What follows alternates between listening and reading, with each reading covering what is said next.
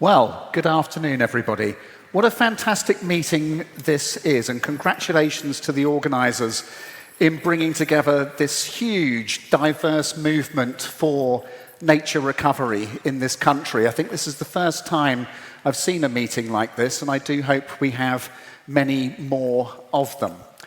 So looking at the state of nature in this country, I don't think there's many people here who won't be aware of the really terrifying decline that's occurred to nature across our islands over recent decades in terms of the abundance of once common species in steep decline, the ever-lengthening list of threatened species, and of course the decline of ecosystems, some to the point of near disappearance. And then looking at the scale of change that's needed to be able to reverse those terrifying trends, and we see that we have a very steep hill to climb, and in a short time, including the target of reaching 30% of land and sea protected by 2030, just 5 years away.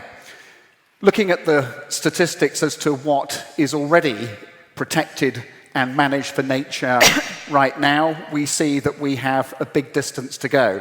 So the official estimate is that we're at around 7%. I see an assessment against that target published yesterday suggesting that in England we are closer to 3%. But I don't think that is the real big question at hand right now, whether it's 3 or 7%. The big question is, how are we going to fill that gap of between 23 and 27%? Because that is a huge goal that we have to move towards. Now, if you look at the 3 and 7% assessments, they're largely predicated on the state and extent of our sites of special scientific interest, which cover about 8% of England at the moment. So if we're going to get to 30%, and bearing in mind that it's taken us more than 70 years to get to 8%, I don't think it's a realistic prospect for us to be thinking about a massive upscaling in the notification of sites of special scientific interest. The gap between where we are and where we need to be is simply too big. And this is where I am thinking that we need to have a much stronger focus on the idea of other effective area-based conservation measures, so-called OECMs in the jargon. So what could those other effective area-based conservation measures look like? Well, the good news is that we have quite a few things we can reference right now which are taking us in that direction. We have the programme of landscape recovery projects which are being delivered now on the ground, the first ones, many more in preparation as a result of the government's backing for the environmental land management scheme, and that particular set of projects which are now covering really quite a large part of England. Can we include those? What would be the criteria for assessing their suitability to be part of 30 by 30? Big potential, for sure. And then we have the delivery of new infrastructure, and I've been quite pleased recently to see a couple of major schemes in development right now. One, a major power station, another one, a major water supply asset, both linked to quite large-scale nature recovery as part of the delivery of that new infrastructure. Then we have a lot of public land in the country, for example, owned by the Ministry of Defence, by the Ministry of Justice, Network Rail.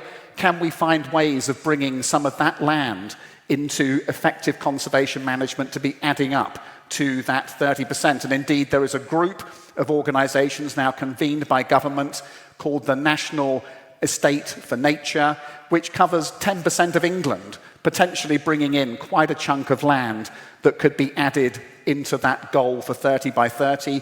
And then on top of that, of course, we have a huge proportion of England that is in protected landscapes. So national landscapes, formerly AOMBs, and national parks, what can we be doing to upscale their nature ambition to the point where they could be regarded as protected and well managed for nature recovery? If you think about the ways in which we might move some of these ideas into contributing to this goal of having nearly a third of our country protected for nature, obviously the question of money comes centre stage. And the news on that, none of you will be surprised to hear, that when it comes to government funding, there isn't going to be a great deal of it added for nature purposes over the foreseeable future, thereby leading me to think that actually what we need to be doing is repurposing other government budgets. I mentioned agriculture already. There is an ambition to shift that money behind nature-friendly agriculture, and some of that is beginning to deliver results already, including through landscape recovery. Another heading would be in relation to climate change adaptation. We have some billions of pounds earmarked for flood risk reduction.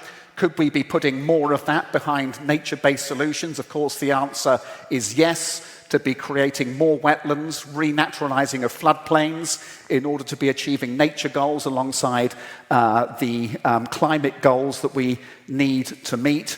And then, of course, the investments that will be coming from the water companies who secured some quite considerable latitude through the last spending review to be cleaning up our rivers. Can we be doing more with nature-based solutions rather than only upgrading sewage works? And the answer to that is yes as well. So the idea, I think, of looking towards these multiple opportunities to be contributing to nature recovery through the integration of nature into infrastructure, agriculture, and other essential arms of what we need to do as a country, I think is the right way to be thinking about this. But I don't think any of this is really going to be moving as fast or as far as we need it to unless we can at the same time foster a culture change. And I think this is really quite critical. And an interaction we had at Natural England a few weeks ago with the protected landscapes, to have a conversation with them about how they could contribute more to 30 by 30. This led to an interesting discussion, as you might imagine, about criteria, what's in, what's out, but actually unearthed a really important point about the need for people managing the land to want to go on this journey. And that is about how we foster pride, how we want people to align their businesses with nature recovery as a matter of personal ambition rather than it being foisted on them by government rules. And actually that is an area which I think we need to explore much more as a community of nature advocates as we think about the future. And that piece about how we change the culture, I think, is also about the framing of this discussion and how we move beyond the sometimes unhelpful discussion where we are confronted with the idea that we need to grow the economy and develop infrastructure and housing instead of looking after nature, compared with the right framing, I would say, whereby we think about how we can do both and. How do we rebuild and modernize this country's roads, railways, water supply? How do we sustain our food production at the same time as bringing nature back into recovery? Either or to both and. And that's a really big job that all of us in this room, I'm sure, can be contributing to over the years ahead, thereby enabling that much stronger join-up between nature goals and everything else that the country needs to do. I will pause there. Thank you very much indeed.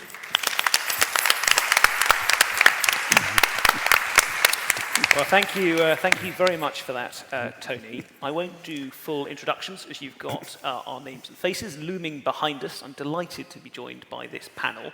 You probably know the drill by now. We'll move to questions in a tick. But first, I just wanted the other panellists to have the chance to briefly respond to the speech we've just heard. So starting with you, Emma.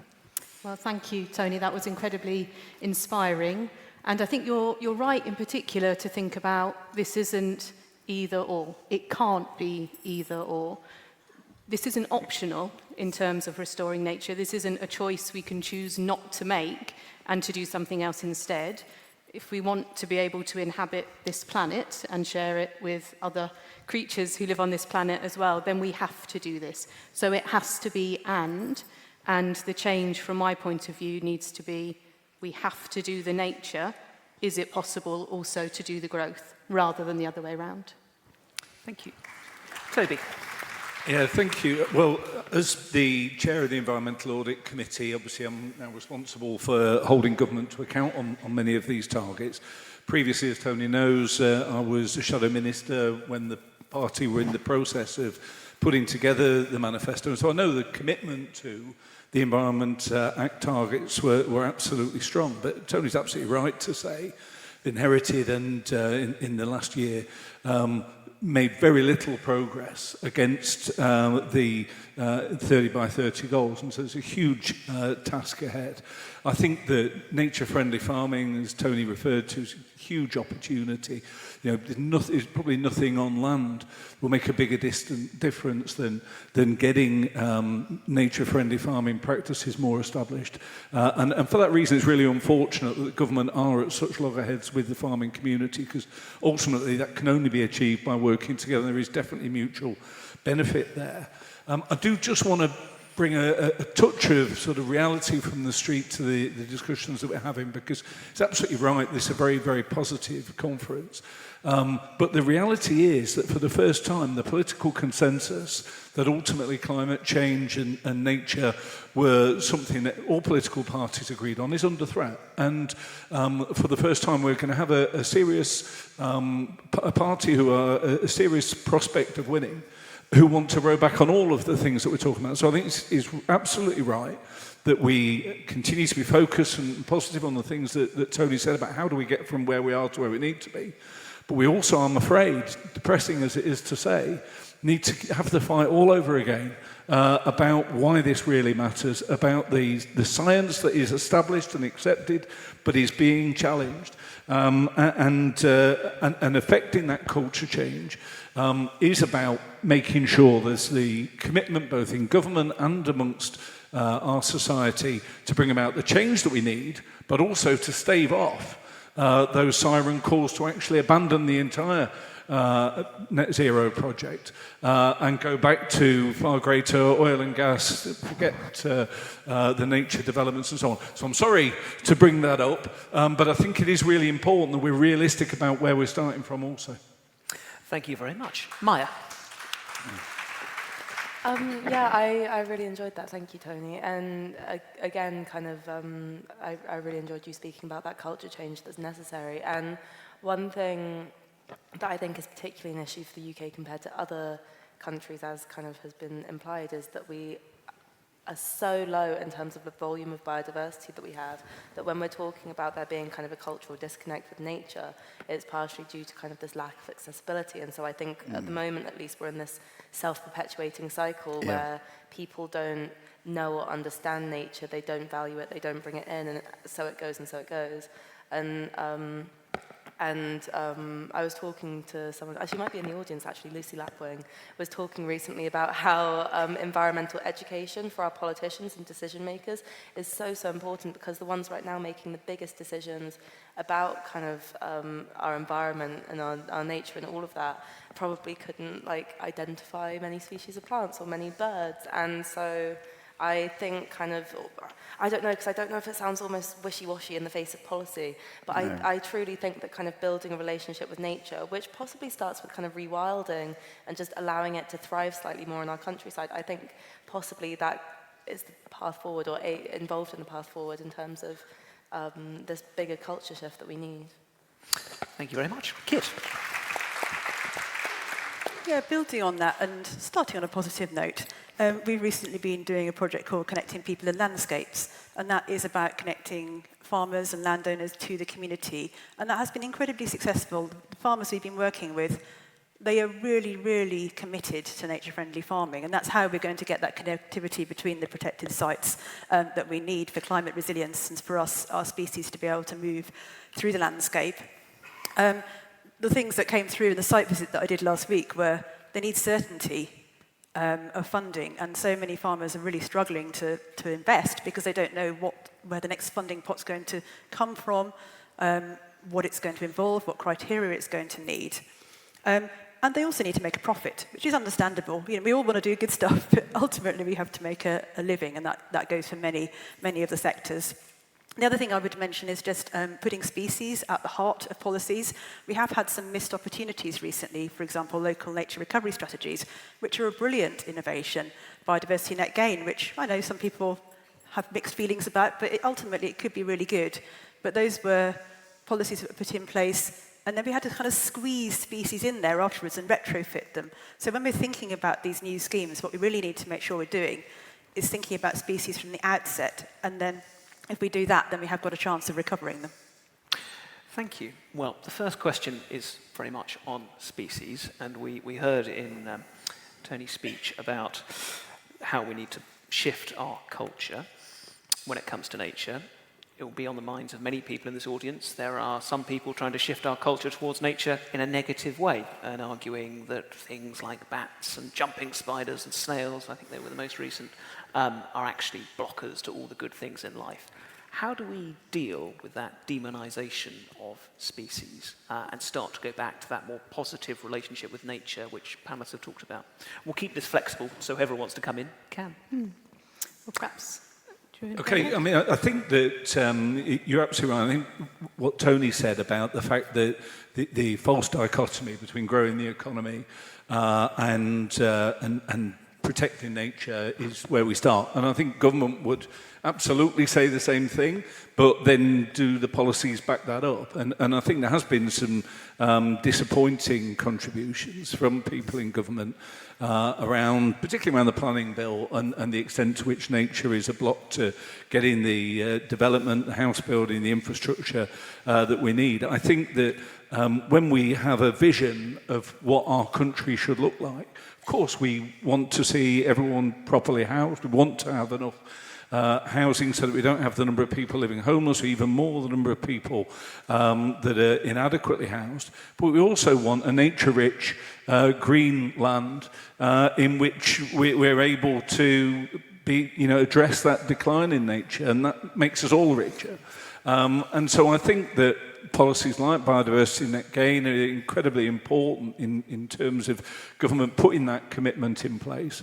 So I think, from all of us, making sure that nature isn't used by those whose main purpose is actually just to stop the housing development that they don't want in the next field, but also making sure that people realise, that planners realise, that we can have a nature-rich country that also fulfils government's growth ambitions. Thank you. Anyone else want to come in on this? I'll go to Kit, and then we'll go back round.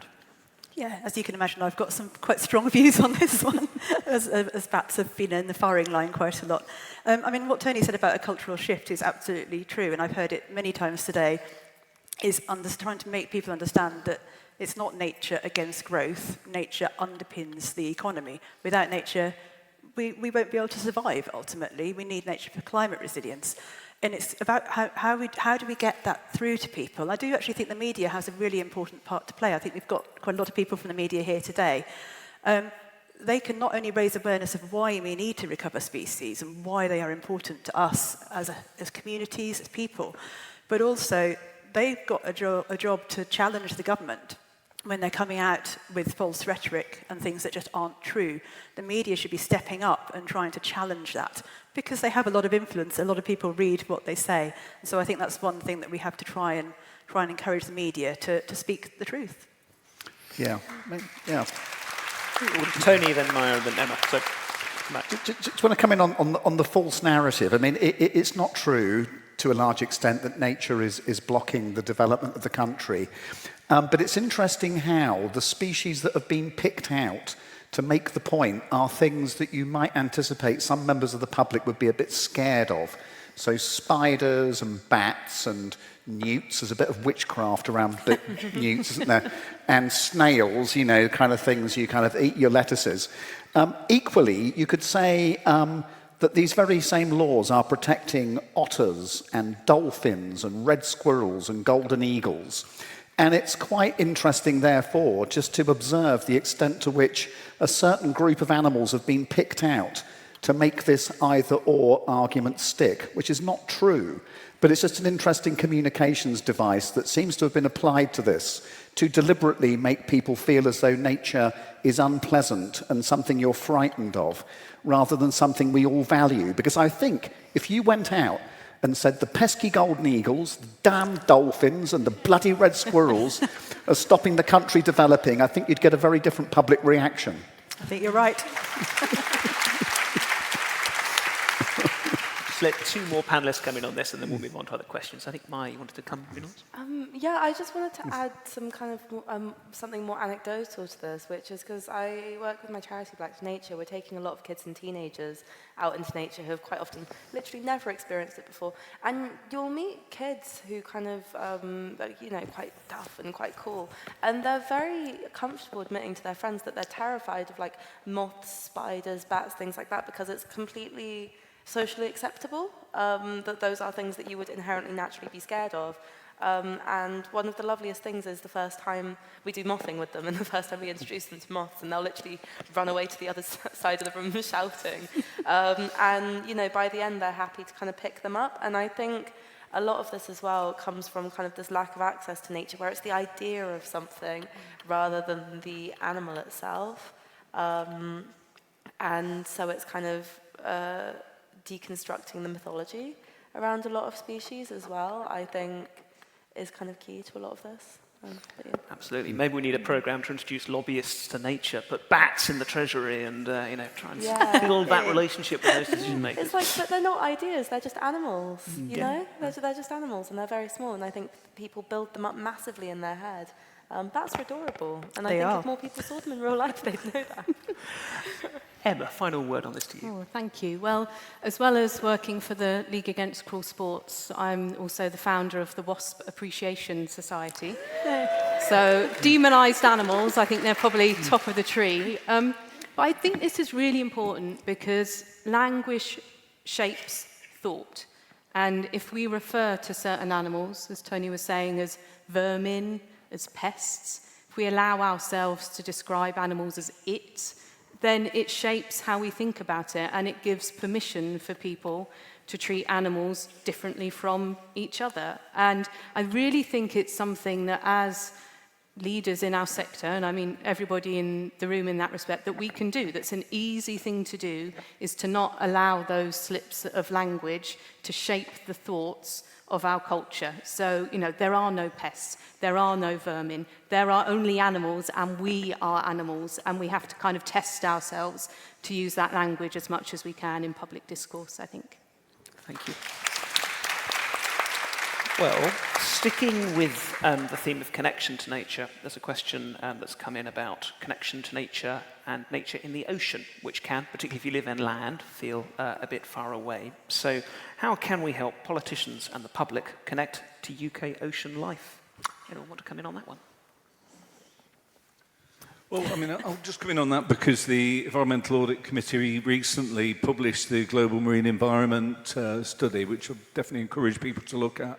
And I think we speak far less about the importance of 30 by 30 in the oceans. I think that David Attenborough, Sir David, once again done a wonderful job for all of us with his recent film. And I think that there is a kind of a general interest in it. But there is also a sort of real sort of evocativeness about the idea of fishing communities, and people are very concerned about anything that would undermine that. And I think that establishing the importance of the ocean as part of the entire global ecosystem in people's minds is incredibly important. I'm very pleased that the government has brought forward plans to ban bottom trawling in marine protected areas, though candidly it hasn't gone quite as far as we hoped that it would have done. It's a positive step. I think that as the government rebuilds its relationship with Europe, fishing absolutely has to be a part of that discussion, because a lot of the most damaging practice that happens in Britain's waters is happening by massive trawlers from other nations, and we shouldn't be afraid to have those discussions. And we also, just this week, had the announcement that government are going to become signatories and bring the legislation forward in the next few months to become signatories to the Global Oceans Treaty. And it's incredibly important that we show global leadership, so that when we're in these discussions, particularly with some of those nations who have an economic reliance on practices that are very damaging, that we're able to show that our own house is in order. Thank you. Anyone else want to come in on the ocean? Yeah, it's on the ocean. I mean, I think a big part of the trouble we've got in connecting public interest with marine nature issues is the kind of out of sight and out of mind problem, because it's under the water. You know, if you imagine a bottom trawler being pulled across a heathland and see the destruction that would follow that, you'd soon have quite a lot of public outrage about it. And so connecting people's understanding of what's going on below the water is really quite an important part of this. And I'm just kind of thinking on the hoof. But I do wonder if we have an opportunity with the opening of the coastal path around England, which might be as soon as next year, and whether we might think about putting some QR codes on posts around the coastal path with pictures of what's going on under the sea, maybe particularly picking out the marine protected areas to give people a sense for them to be able to imagine what's going on below what they can't see in the sea, but which we have good photographs and bits of film. You mentioned, Toby, Sir David Attenborough's film. There's some wonderful video footage that we could use, and we could put linked to QR codes so that people walking that path and looking out to sea might actually get a little glimpse of that through some of the technologies that everybody now has. So that might be something to have a little think about. I'd only just thought of that now, so I'm not saying that Natural England's doing it, but I think a group of us could think about it and maybe find a way of using that opportunity of hopefully millions of people over the coming years walking around the coast of England and being able to connect with what we know is going on out there, but which people don't see. Absolutely. Any more on this? I think in that case we'll move on. I'm going to combine two questions which are in a similar area. And the first of those was around conservation work in the past has been quite focused perhaps on individuals and individuals doing stuff, which is valuable, but how can we also complement that with organisations and institutions taking action? And I combine that with a suggestion as well as another question, which mentions the work to try and get legal rights granted to nature, and the specific proposal that perhaps nature should have a representative role on big corporations' boards. So it'd be good to get people's thoughts on that question on organisation and institutions and any specific reaction you'd have to that being on boards. Emma, over to you. Yeah, if I perhaps pick up the second part of that question, because I think that's actually a really exciting idea.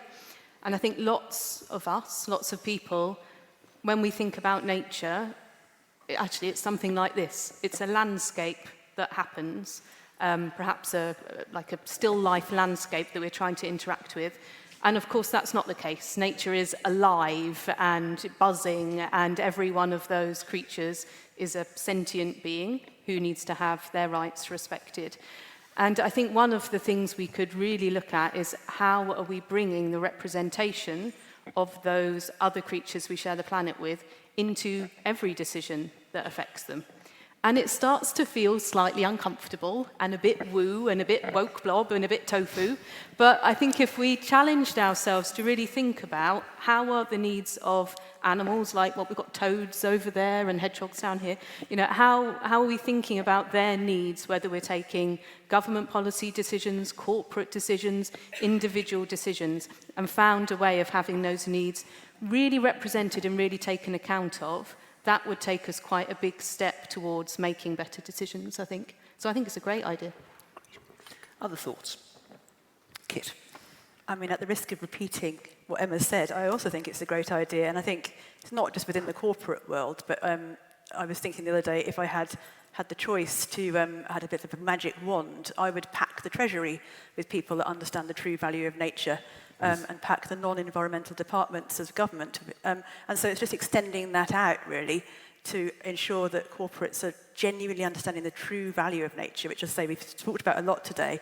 But I still think there's a lot of misinformation out there. And if we get the right people in the right places, it could be transformative.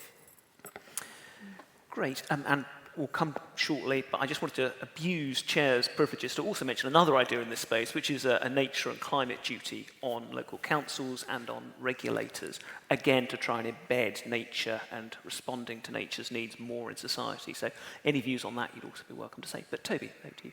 Well, I mean, I think first in terms of the role of corporations in this, I think it's a really interesting area.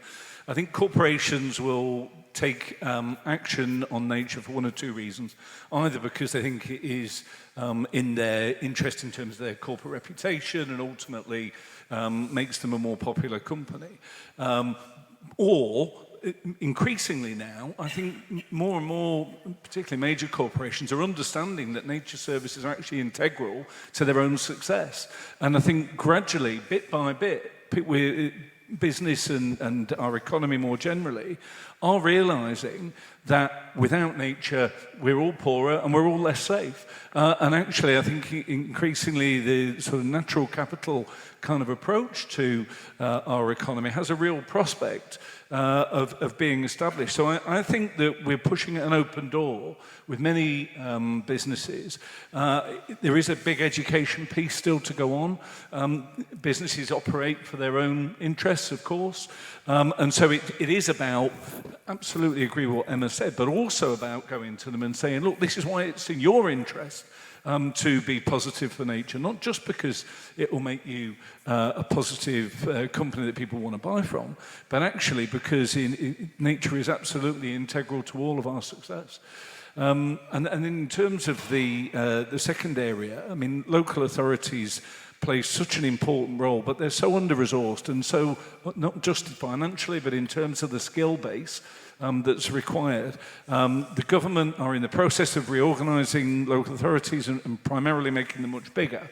And I hope that one of the outcomes of that will be that they will have be able to better invest in things like their ecologists, their staff, in terms of building up their expertise, because they have a crucial role to play that right now they aren't playing. Thank you. Tony, Maya, do you want to come in on this? Or we can move to another question. I don't want to repeat too much. I agree with everything that's been said. And I just wanted to draw, I don't know if it's almost a slightly odd comparison, but it made me think about when health and safety was first introduced. And it's something that was not a priority, wasn't financially beneficial for lots of companies, but something that was enforced and is now referred to at every single junction of all decision making. And it's not something on the side, it's something that's very inherent to how things are imagined and planned and conceived. And I think that the ultimate goal has to be something like that in terms of nature. It's not like something that's added on top, as has been stated very clearly already, but as something that is kind of fundamental to how we imagine businesses to run and government to run. Yeah. A really interesting precedent. Thank you. Want to come in on this? Or? No, I agree. Great, nice and simple. And we are probably in the last 10 minutes, so let's fire off with a couple more questions. So, timely one in a week of a reshuffle. If you were Secretary of State and you were told you could change one law, or maybe introduce one law, what would it be to back British nature? Ooh, I'd have an absolute field day. I don't think they'll be able to stop me at one. But, I've got one. you know, if we're talking about backing British nature, we have incredible animals in this country, fox, stags, hares, otters, all of whom are being persecuted by hunting for fun. So that would be my day one, would be tightening up the Hunting Act so that that can't happen anymore. And frankly, we should have done it years ago. Very good. Toby, I mean, I think the number one priority for the new Secretary of State has got to be to rebuild the relationship with the farming community. I think there's nothing more important than farming being economically sustainable, the agricultural sector feeling less under siege and more a participant and a partner in the multitude of challenges we have absolutely around nature, also around water, also around the contribution that they make in terms of our nature services. So, you know, moving away from the adversarial relationship and recognising that ultimately government and our precious agricultural environments are totally interdependent on each other, and just rebuilding that relationship is a number one priority. Thank you. I've got one, Matt. Tony, Yeah. do you want to- Yeah. So this is about new laws, new legislation. Yep. Okay, so what I would suggest is a Nature Recovery Act. So what we're dealing with at the moment in England is a multitude of different legal codes that were developed literally over 70 years, and they've kind of built up on top of each other, and it is now a cat's cradle of quite specific regulations that are designed to stop bad things happening to bats, to triple SIs, to particular ecosystem kind of characteristics. And it's good insofar as it stopped the damage being even worse than it would now be. But looking forward, we're going to have a mindset change from hanging on to remnants and starting to restore at scale. And at the moment, we don't have the legal platform to do that. What we've got is these things that try and keep things as they were. So how do we move into this new place? I think an Act of Parliament, probably entitled something like Nature Recovery in a Changing Climate. So it would be about the recovery of nature in a rapidly warming world, at the same time as being able to enable our country to adapt, including agriculture, water security, resilience against extreme events, and harnessing nature-based solutions in order to enable the country to make this transition into a warmer world, at the same time as not only hanging on to what little nature we've got, but bringing it back at scale. And that's a complete mindset shift.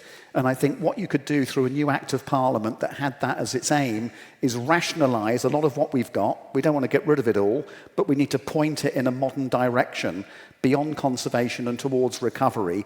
And I think that would be a very inspiring thing that a new minister could do, making the point that nature's not just a nice to have, it's essential for our economic development, for public health and national security.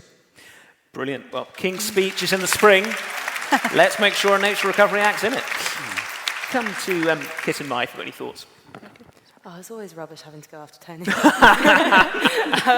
I think, for me, I think something that's maybe not talked about as much would be kind of the restoration of nature in order to kind of cope with the impacts of climate change that we are already experiencing in the UK, as has been touched on. But I think, like, I'm from near Bristol, for example, and we're experiencing a lot of flooding in the southwest. But, you know, all of the different extreme weather that we are beginning to experience, I think a combination of land management that also links in with rewilding in some way, because obviously those two things are completely interconnected, and I feel like it is kind of the best of both worlds, I guess, which is why kind of the relationship with British wildlife is so frustrating, because it has, as we all know, the solutions for people and for nature in them.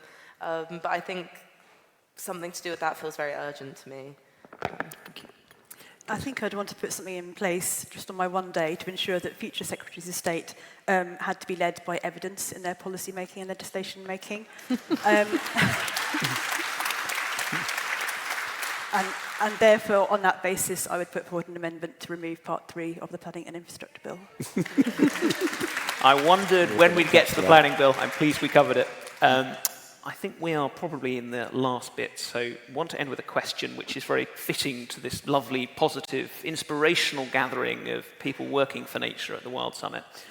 What is one thing, I'll ask each panellist in turn, that at the moment is giving you hope for species recovery, for nature recovery, and for rebuilding that relationship between humanity and nature? It could be a policy, project, something you've seen, something good that we can walk away feeling enthused about. So, compared with 10 years ago, I see a complete transformation at ground level amongst the farming community. There's people doing amazing things at the same time as producing food. There's a whole new movement that didn't exist, committed to the idea of rewilding. That's a whole new idea which has got real traction and real momentum. You find a different conversation now with housing developers and with infrastructure builders, roads, power stations, reservoirs. All of those people increasingly get it and are doing things. What we now need to do is encourage and build momentum behind that to get the scale that we need. But that's an incredible difference compared with just a decade ago. There are now people doing it who are not just us, people across a wide range of sectors who are not conservationists, and that's really encouraging. Great, thank you. Emma? Yeah, I really agree with that. That change is really evident. And actually, I think events like this give me hope as well. In my sector, in animal protection, there is a tendency to have small disputes that lead to organisations not getting on. It's sad, but it's true.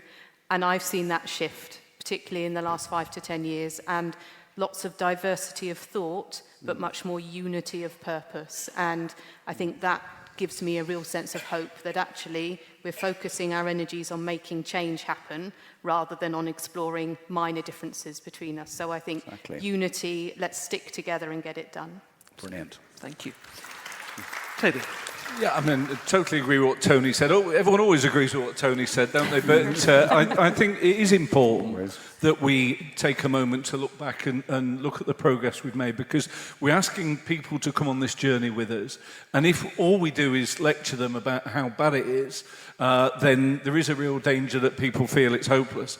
A particular area where I think that there's a great example of that is the cultural change around pollinators, both in terms of government policy on neonicotinoids, but also just councils right across the country, even in some of the most deprived communities, embracing things like No Mow May. I mean, I remember the first time that my local authority in Chesterfield didn't cut the grass for a month, and people were shocked, and we had a roundabout that they let grow wild, and people were like, seen the state of that bloody roundabout? But now it is widely accepted that this is beneficial, not just to the species themselves, but to nature much more broadly. So I think there is a huge amount to be positive about in terms of the progress we've made, while still absolutely being that siren call about the dangers that lie ahead.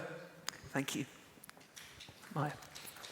I think along a similar note, but for me it is the fact that I feel like the British public's attitude towards nature has, again, shifted so massively. And just in general, people are far more concerned about environmental issues. I think that there's far more of an understanding about how they affect us. I saw recently it's up to 79% of the British public being very concerned about the state of the planet. That's a really large number considering, I'd say 10, 15 years ago, the climate especially, but and biodiversity loss even more so, was kind of seen as a niche issue that, was off in the corner of politics.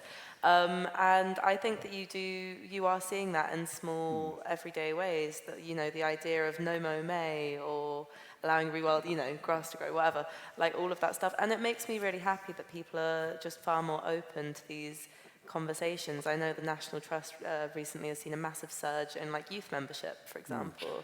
And I just think that does hopefully bode well for the future. Thank you. Kit, final positive thing to you. I mean, following on from that, I think the general public and people, I agree. I remember seeing some research a couple of months ago where it said that for the general public, the second most important thing to them in a housing development is having local green space. And that was after hospitals and schools and crucial infrastructure like that. So if that is representative of the general public as a whole in the UK, then I think we've absolutely got hope. Thank you. And I will finish with one final bit of polling which follows on very nicely from that. When people are asked what is the thing that makes them the most proud of the place they live, and there's a lot of talk on different sides of the political spectrum about pride in place at the moment, it is nature-rich spaces. It makes places homes. And that's what gives me hope. But thank you very much, everyone. Thank you to our wonderful panellists. Let's keep on bringing nature back. Thank you. Thanks very much indeed. Thank you.